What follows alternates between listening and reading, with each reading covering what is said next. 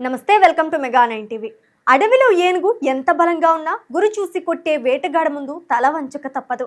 అలాగే అగ్రరాజ్యం America hit list లో పేరు ఎక్కిందంటే అది దేశాధినేత అయినా సైన్యాధినేత అయినా గజగజ వనకాల్సిందే. దశాబ్దాల కాలంగా తనను ఎదిరించిన వారిని ఏరిపారేస్తున్న అమెరికా డైరెక్ట్ యాక్షన్ హిస్టరీ ఇప్పుడు ఇరాన్ సుప్రీం లీడర్ ఖమేనీ వరకు వచ్చింది.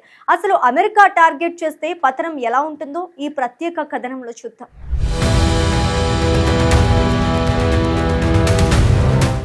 Iran supreme leader Ayatollah Ali Khamenei మరణంతో ప్రపంచ రాజకీయాలు ఒక్కసారిగా వేడెక్కాయి. అగ్రరాజ్యం అమెరికా తన శత్రువులుగా భావించే దేశాధినేతలను లేదా కీలక నాయకులను లక్ష్యంగా చేసుకుని దాడులు చేయటం ఇదే మొదటిసారిగా కాదు. గతంలో కూడా అమెరికా మిలిటరీ ఆపరేషన్లలో పలువురు ప్రపంచ స్థాయి నాయకులు నియంతలు హతమయ్యారు.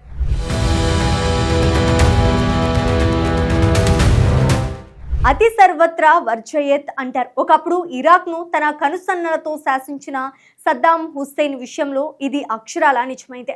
అమెరికా కంటిలో నలుసుగా మారి చివరకు అదే అమెరికా చేతిలో పట్టుబడ్డ ఒక శక్తివంతమైన పాలకుడి కథ ఇది. 2003వ సంవత్సరం ఇరాక్ చరిత్రలోనే ఒక మైలురాయి. అమెరికాకు బద్ధశత్రువుగా మారిన సద్దాం హుస్సేన్ను గద్దె దించడమే లక్ష్యంగా అగ్రరాజ్యం ఇరాక్ పై దండయాత్రకు దిగింది. అప్పటి వరకు ఎదురులేని నాయకుడిగా వెలిగిన సద్దాం ప్రాణ భయంతో అజ్ఞాతంలోకి వెళ్లాల్సి వచ్చింది. ఆయన్ని పట్టుకోవటానికి అమెరికా సైన్యం చేపట్టిన అత్యంత రహస్యమైన భారీ ఆపరేషన్ రెడ్ డాన్ నెలల తరబడి గాలించిన తర్వాత ఒక చిన్న భూగర్భ బంకర్లో అత్యంత దయనీయ స్థితిలో సద్దాం దొరికిపోయారు. ఈ విజయం అప్పట్లో ప్రపంచాన్ని కుదిపేసింది. పట్టుబడిన తర్వాత ఆయనపై సుదీర్ఘ విచారణ జరిగింది. మానవ హక్కుల ఉల్లంఘన, మారణకాండ వంటి ఆరోపణలు రుజువు కావటంతో 2006లో సద్దాం హుస్సేన్ ను ఉరి తీశారు. ఇది అమెరికా సైనిక చరిత్రలో ఒక అతిపెద్ద విజయంగా మిగిలిపోయింది.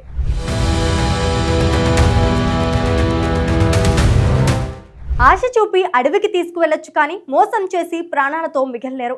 అమెరికా గుండెల్లో గుణపమై దిగిన 9/11 దాడుల వెనుక ఉన్న అసలు సూత్రధారి బిన్ లాడెన్ అంతం. సెప్టెంబర్ 11, 2001 ప్రపంచ చరిత్రలో ఒక చీకటి రోజు.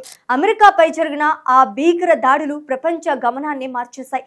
ఆ దాడులకు ప్రధాన కారుడైన లాడెన్ ను పట్టుకోవటం అమెరికాకు ఒక సవాల్గా మారింది. తప్పు చేసిన వాడు ఎక్కడ దాకున్నా చావు తప్పదు అన్నట్లుగా అమెరికా 10 ఏళ్ల పాటు అలుపెరగని వేట సాగించింది. చివరకు 2011 మే నెలలో పాకిస్తాన్లోని అబోటాబాద్లో ఒక సైనిక స్థావరానికి అతి సమీపంలోని లాడెన్ తలదాచుకున్నాడని అమెరికా నిఘా సంస్థలు పసిగట్టాయి. ఆ సమాచారంతో అమెరికా మే 2వ తేదీ అర్ధరాత్రి ఆపరేషన్ నెప్ట్యూన్ స్పియర్ చేపట్టింది.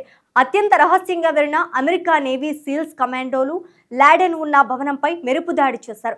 ఎవరూ ఊహించిన విధంగా కేవలం 40 నిమిషాల్లోనే ఆపరేషన్ ముగిసింది. అగ్రరాజ్యం వేటాడి లాడెన్ ను హతం చేయటంతో ఒక భయంకర ఉగ్రవాద శకం ముగిసింది.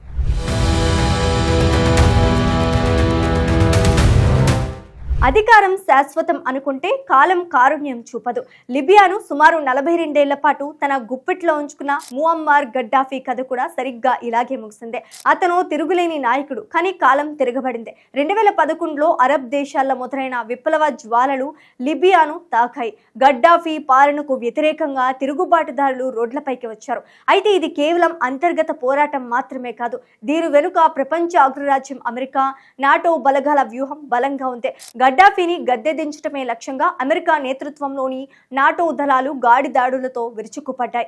అక్టోబర్ 20, 2011 గడ్డాఫీ తన స్వస్థలమైన సిర్టే నుండి కాన్వాయ్లో తప్పించుకోవటానికి ప్రయత్నించారు. కానీ నాటో వైమానిక దాడులు ఆ కాన్వాయ్ను చిన్నాభిన్నం చేశాయి. గాయపడిన గడ్డాఫీ ఒక డ్రైనేజీ పైపులో దాక్కున్నారు.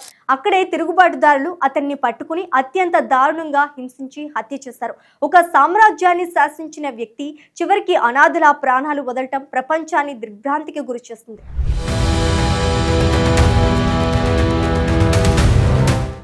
ఇరాన్ రాజకీయాల్లోనూ సైన్యంలోనూ అయతుల్లా ఖమేనీ తర్వాత అంతటి పవర్ఫుల్ వ్యక్తిగా వెలుగొందిన జనరల్ కాసిం సులేమానీ కథ కూడా సరిగ్గా ఇలాగే ముగిసింది.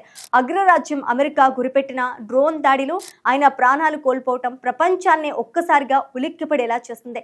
ఇరాన్ కుద్స్ ఫోర్స్ అధిపతిగా సులేమానీ ఆ దేశానికి వెన్నెముక వంటి వారు. 2020లో అప్పటి అమెరికా అధ్యక్షుడు సంచలన నిర్ణయం తీసుకున్నారు.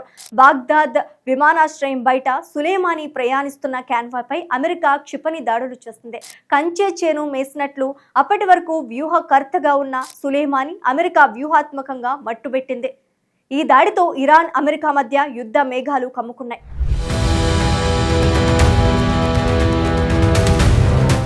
అపరాధం చేసిన వాడు ఆకాశంలో దాక్కున్నా పాతాళంలో నక్కిన శిక్ష తప్పదు అనడానికి ఐమాన్ అల్ జవాహరి అంతమే నిదర్శనం. అల్ ఖైదా వ్యవస్థాపకుడు బిన్ లాడెన్ మరణం తర్వాత ఆ ఉగ్రవాద సంస్థ పగ్గాలను చేపట్టిన వాడు ఐమాన్ అల్ జవాహిరి. ప్రపంచ దేశాలను వణికించిన కుట్రల వెనుక మాస్టర్ మైండ్ గా ఇతడికి పేరుంది. అయితే దశాబ్దాల పాటు అమెరికా కళ్ళు గప్పి తిరిగిన ఈ ఉగ్రవాద నేత చివరకు కాబూల్లోని ఒక ఇంటి బాల్కనీలో గాలి పీలుస్తూ దొరికిపోయాడు. 2022లో అమెరికా నిఘా వర్గాలు జవాహిరి కదలికలను అత్యంత రహస్యంగా గమనించాయి. ఆగస్టు నెలకు ముందు అతడు కాబూల్లోని తన నివాసం బాల్కనీలోకి వచ్చిన తరుణం కోసం వేచి చూసి అమెరికా తన అత్యాధునిక డ్రోన్ శక్తిని ప్రయోగించింది.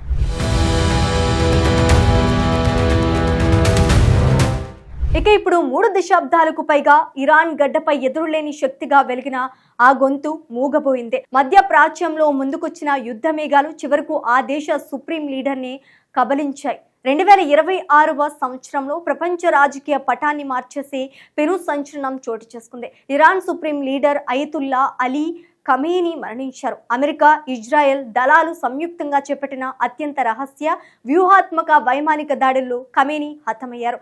దాదాపు 35 ఏళ్ల పాటు ఇరాన్ దేశాన్ని తన కనుసన్నలతో శాసించిన ఒక తిరుగులేని నాయకత్వం ఈ దాడులతో అంతమొందింది.